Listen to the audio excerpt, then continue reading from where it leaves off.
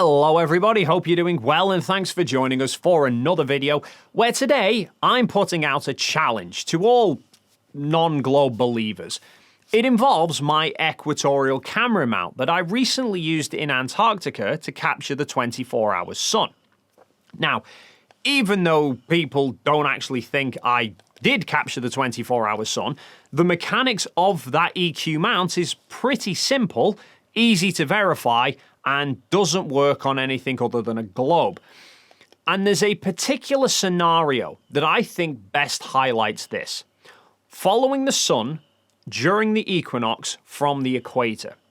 And I've actually posed this scenario to several flat earthers now to see if any of them can explain how it works on anything other than a globe. I posed it in the comment section of one of Flatzoid's streams.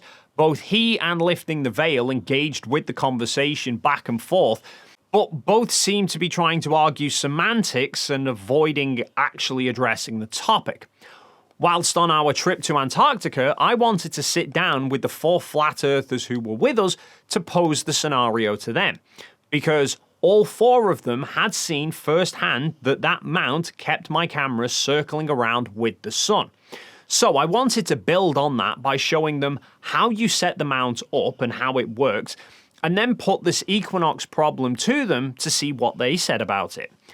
I'd mentioned about us all sitting down and talking it over a few times already, and each time it seemed to be met with reluctance in a sort of, we'll do it later, but later never comes kind of manner. But credit where credit's due, on our last full day in Antarctica, after we'd finished up at halfway point and we were back at the main camp, Jaren proactively brought the topic up to me and asked me if I'd talk him through it. So I went and grabbed the mount and we sat down together in the dining tent and talked it through. He had no flat earth explanation for it, but then again, after he's seen the 24-hour sun, he's no longer a flat earther. Now, whilst I was partway through explaining it to Jaren, Lizbeth came in and joined us. So after I'd finished going through it with Jaren, I ran back through it with her. And I also ran through it with Jonathan when we were back at the hotel in Punta Arenas.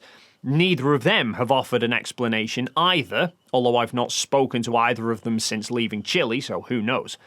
I never got the chance to actually sit down with Austin to explain it to him. Whenever I brought the offer up on the final day in Chile, he queried if I was talking about the Equinox. So I hadn't mentioned the Equinox at that point to him, so I can only presume that probably Jaren had mentioned it to him. Now, Austin declined to sit down with me, but he did say he had several possible flat earth explanations for it. But as of yet, I'm actually waiting to hear what any of them are. So, I figured I would make this video to put the challenge out there to everyone, because in my mind, this is a straightforward, easily testable scenario that blows a huge hole in any idea of the Earth being anything other than a globe. Now, to understand the problem, we do need to fully understand how that EQ mount works. This particular model is a Star Adventurer by Skywatcher. It's essentially a dumb mount. You can get guided mounts that can automatically move the camera in any and all directions, and you set those up by programming into the guider your GPS location, the date and time. You calibrate them by pointing to 2 or 3 known stars so that the guider knows exactly where within space and time it is and exactly where every celestial object is in relation to it. But obviously, people could dismiss that and say it's been programmed to do what you want it to do. This mount, however, requires none of that. You set the mount up on a tripod, you point it due north or due south, depending on which hemisphere you're in. You then wind the elevation angle so that it matches your latitude. So doing that here in the northern hemisphere puts the mount pointing towards Polaris. Although you don't actually want the mount pointing exactly at Polaris, you want it pointing at the celestial pole. Polaris is slightly off the celestial pole, circling around it.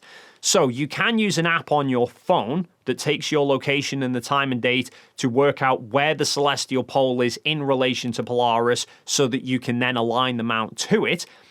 But when I was in Antarctica, I couldn't see the celestial pole because it was broad daylight, so I managed to do it just by adjusting the mount through trial and error until I could get it to track pretty much perfectly.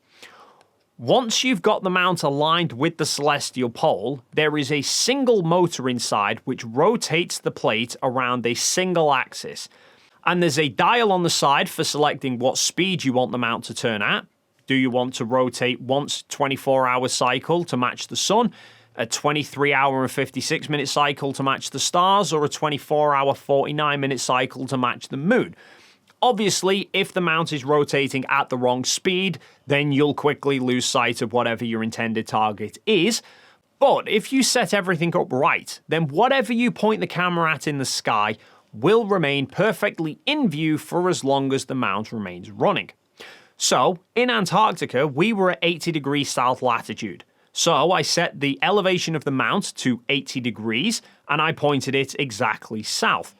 I set the rotation direction to the southern hemisphere, because celestial objects move across the sky in the opposite direction, north versus south. I then set the track speed to solar, and it kept the camera circling around perfectly with the sun for 24 hours. Granted, I wasn't aware of this mount's safety feature that it automatically reverses direction after 360 degrees to avoid cables wrapping around it. Had I been aware of that, I could have periodically switched the mount off and on again quickly to reset it.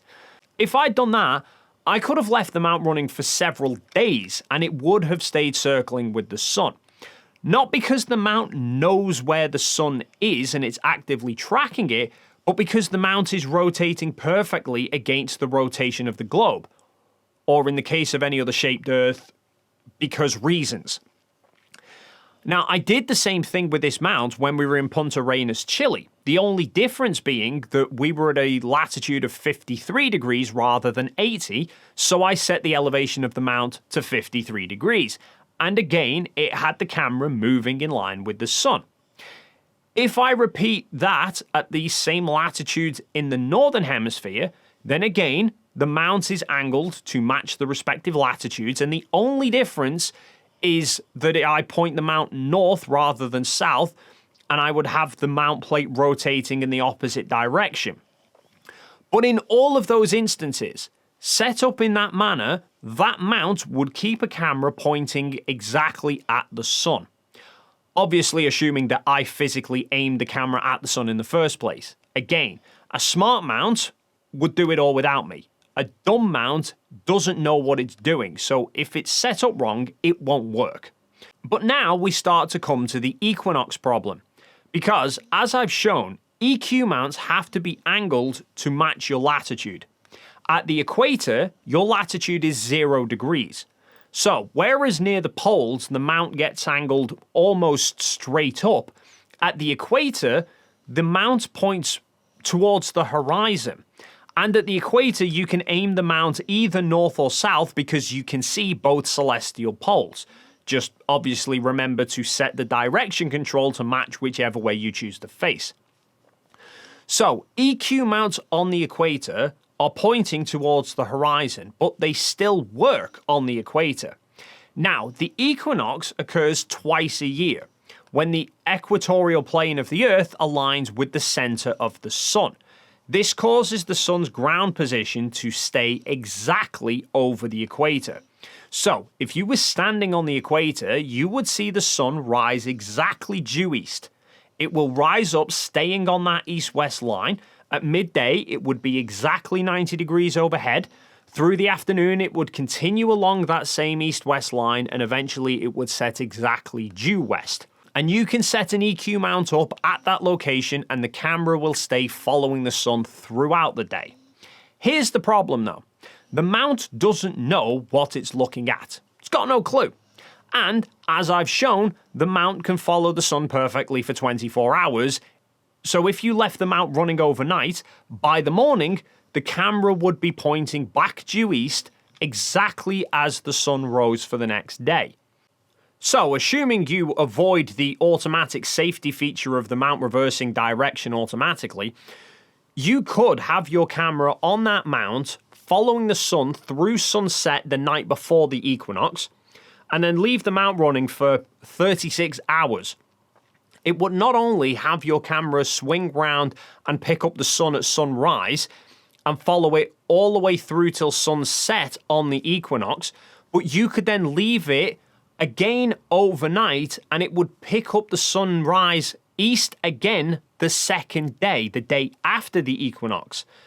Again, with the mount not actually knowing what it's doing or being able to move the camera in any other direction apart from that single axis that the mounting plate allows for. And here's the issue.